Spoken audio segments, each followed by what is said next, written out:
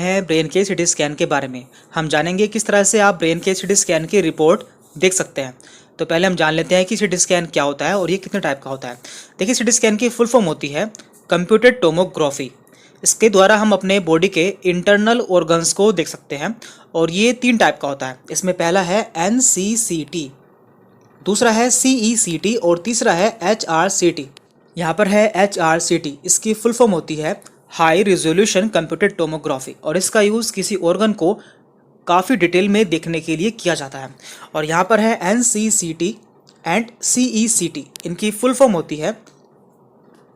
होती है non contrast computed tomography, यानी कि इसमें कॉन्ट्रास्ट का यूज़ नहीं किया जाता। और इसके अलावा यहाँ पर है CECT, इसकी फुल फॉर्म होती है कॉन्ट्रास्ट एनहांस्ड कंप्यूटेड टोमोग्राफी, इसमें कॉन्ट्रास्ट का यूज़ किया जाता है। देखिए, यहाँ पर जो NCCT होता है इसे हम प्लेन CT भी कहते हैं, यानी कि प्लेन CT स्कैन भी कहते हैं। और उसके अलावा CECT को यहाँ पर कॉन्ट्रास्ट CT भी कहते हैं और इसके द्वारा हम ब्लड वेसल्स को भी आसानी से देख सकते हैं। तो ये इसमें अंतर होता है। अब हम बात कर लेते हैं कि आप ब्रेन का CT स्कैन रिपोर्ट किस तरह से देखते हैं। तो देखिए, यहाँ पर हमारे सामने एक ब्रेन के CT स्कैन की रिपोर्ट है। हम इसे समझने की कोशिश करते हैं। यहाँ पे लिखा हुआ है CT scan of brain plain study, यानी कि इसमें कॉन्ट्रास्ट का यूज़ नहीं किया गया है। ये ब्रेन का प्लेन CT स्कैन है।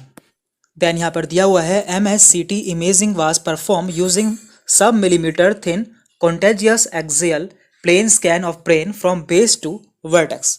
तो MSCT की फुल फॉर्म होती है मल्टी स्लाइस कंप्यूटेड टोमोग्राफी, यानी कि यहाँ पर ब्रेन के CT स्कैन को करने के लिए ब्रेन को छोटे छोटे पार्ट में डिवाइड कर लिया जाता है। यानी कि इस तरह से ब्रेन को डिवाइड कर लेते हैं जिससे हम उसके हर एक पार्ट को अच्छे से देख सकें। तो यहाँ पर कुछ पॉइंट्स दिए हुए हैं, हमें इन्हें समझना होता है। तो हम इनके बारे में बारी बारी से बात कर लेते हैं। तो हम नीचे से स्टार्ट करते हैं। सबसे पहले यहाँ पे दिया हुआ है बोनी कैल्वेरियम। तो ये क्या होता है? देखिए, हमारे ब्रेन में आप जानते हैं हड्डियाँ पाई जाती हैं। तो ये उसी के बारे में दिया हुआ है कि जो हमारी हड्डियाँ हैं ब्रेन की, उसमें कोई प्रॉब्लम तो नहीं है। तो यहाँ पे लिखा हुआ है अनरिमार्केबल। देखिए, हमारे ब्रेन में इस तरह से हड्डी पाई जाती हैं। हमारे माथे की हड्डी होती है फ्रंटल, पीछे की हड्डी होती है ऑक्सीपिटल, हमारे कान के पास की हड्डी होती है टेम्पोरल और हमारे ऊपर की हड्डी होती है पैराइटल। अब हम इसे CT स्कैन में कैसे देखते हैं? देखिए, CT स्कैन में हमें ये हड्डी इस तरह से देखने को मिलती है। आप जो ये वाइट पोर्शन देख रहे हैं ये सभी हमारे ब्रेन की हड्डियां हैं। आपको ये बिल्कुल चमकीले सफ़ेद रंग में देखने को मिलती हैं। और इसके अलावा यदि किसी का हाल फिलहाल में एक्सीडेंट हुआ हो या फिर उसके ब्रेन में ब्लड का लीकेज हुआ हो तो वह ब्लड भी इसी तरह से ब्राइट वाइट दिखने को मिलता है। लेकिन जैसे जैसे वह ब्लड पुराना होता जाता है तो उसका कलर ग्रे कलर का हो जाता है। जैसे कि आप इस इमेज में देख सकते हैं, यहाँ पर ब्लड जमा हुआ है जो कि कुछ पुराना हो चुका है, जिससे इसका कलर ग्रे कलर का हो गया है। तो इस तरह से आप जान पाएंगे कि ये ब्लड कितना पुराना है। और धीरे धीरे यह ब्लड डार्क ग्रे कलर में कन्वर्ट हो जाता है। तो इससे हम पता लगा सकते हैं कि ब्लड कितना पुराना है या फिर हेमरेज कितना पुराना है। तो हम बात कर रहे थे बोनी कैल्वेरियम की। उसमें हम देखते हैं कि हमारे जो ब्रेन की हड्डियां हैं उसमें कोई फ्रैक्चर तो नहीं है। जैसे कि आप देख पा रहे हैं, यहाँ पर इस पेशेंट के जो फ्रंटल बोन है उसमें फ्रैक्चर हो चुका है। इस जगह इसका जो वाइटनेस थी वो उसमें बीच में से ब्रेक हो गई है, यानी कि इसकी फ्रंटल बोन में फ्रैक्चर हो गया है। और उसी तरह से यहाँ पर देख सकते हैं आप, यहाँ पर इसकी पैराइटल बोन में फ्रैक्चर हो चुका है। इससे आप जान पाएंगे कि पेशेंट के कौन सी बोन में फ्रैक्चर हुआ है। इसके बाद यहाँ पर दिया हुआ है इंट्राक्रेनियल हेमरेज। तो यहाँ पे दिया है नॉट एविडेंट और प्रेजेंट स्टडी, तो यानी कि यहाँ पर कोई हेमरेज नहीं है। तो अब जान लेते हैं कि इंट्राक्रेनियल हेमरेज क्या होता है। देखिए, हेमरेज 2 तरह का होता है, इंट्राक्रेनियल और एक्स्ट्राक्रेनियल। तो पहले हम इसे समझ लेते हैं कि ये क्या होता है। तो इसे समझने के लिए पहले हमें अपने ब्रेन के लेयर्स के बारे में जानना होगा। देखिए, हमारे ब्रेन में कुछ लेयर्स पाई जाती हैं। तो हमारे ब्रेन में सबसे ऊपर हड्डी पाई जाती है, ये आप जानते हैं, ये हमारे ब्रेन की हड्डी है या फिर स्कल है। इसके नीचे हमारे ब्रेन में 3 लेयर्स पाई जाती हैं।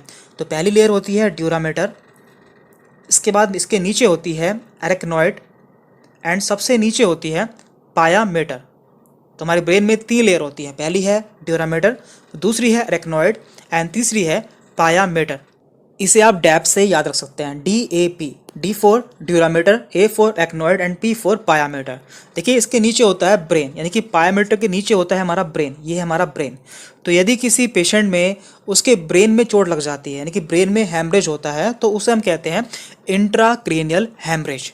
और यदि ब्रेन के बाहर यानी कि पायामीटर, एरेक्नॉइड या फिर ड्यूरामीटर में हैमरेज होता है तो उसे हम कहते हैं एक्स्ट्रा क्रेनियल हैमरेज। तो इसमें भी काफ़ी टाइप होते हैं, जैसे कि यदि किसी में उसके स्कल यानी कि उसकी हड्डी के और उसके ड्यूरामीटर के बीच में हैमरेज होता है तो उसे हम कहते हैं एपिड्यूरल हेमेटोमा। और यदि ड्यूरामीटर और एरेक्नोइड के बीच में हैमरेज होता है तो उसे हम कहते हैं सब ड्यूरल हेमेटोमा। और यदि एरेक्नोइड और पायोमीटर के बीच में हैमरेज होता है तो उसे हम कहते हैं सब एरेक्नोइड हेमेटोमा। तो यहाँ पर है एपिड्यूरल हेमेटोमा। तो ये कहाँ पर होता है? हमने देखा था जो हमारे ब्रेन की हड्डी होती है यानी कि हमारा स्कल होता है और हमारा जो ड्यूरामीटर होता है यानी कि हमारे ब्रेन की पहली लेयर होती है, उनके बीच में यदि हैमरेज होता है तो उसे हम कहते हैं एपिड्यूरल हेमेटोमा। और ये कुछ नींबू के तरह होता है यानी कि इस तरह से होता है। तो इस तरह से हम इसे पहचान सकते हैं कि हमारा हैमरेज कहाँ पर हुआ है।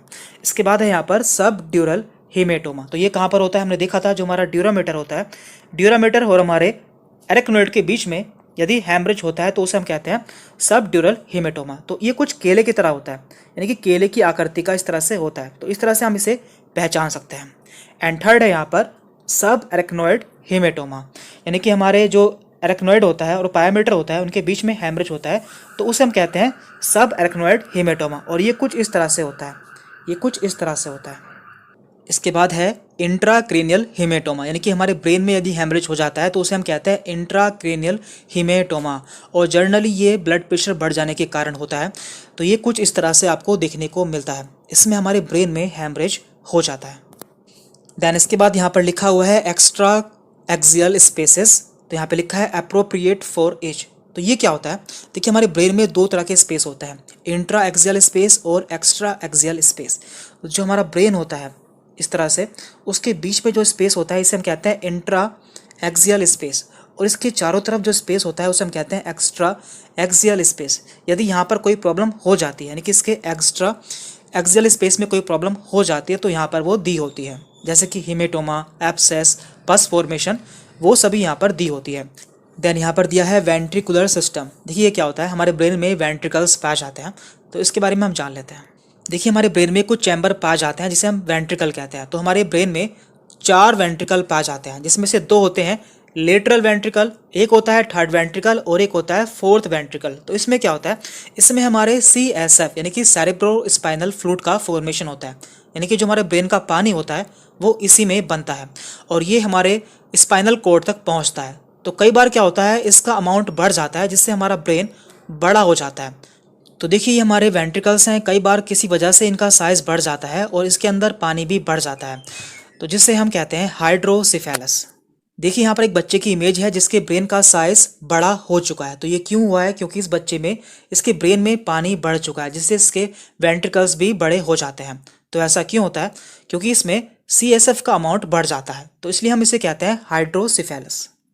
तो यहाँ पर दिया हुआ है वेंट्रिकुलर सिस्टम में appropriate for age with no evident abnormal dilatation यानी कि इसमें कोई भी डायलेशन नहीं हुआ है यानी कि इसमें कोई भी जो उसका साइज़ है उसमें वृद्धि नहीं हुई है। इसके बाद यहाँ पर दिया है मिड लाइन शिफ्ट। तो ये क्या होता है? कि हमारे ब्रेन में बीचों बीच एक लाइन पाई जाती है जो कई बार किसी प्रॉब्लम से इधर उधर हो जाती है, तो हमें इसे भी देखना होता है।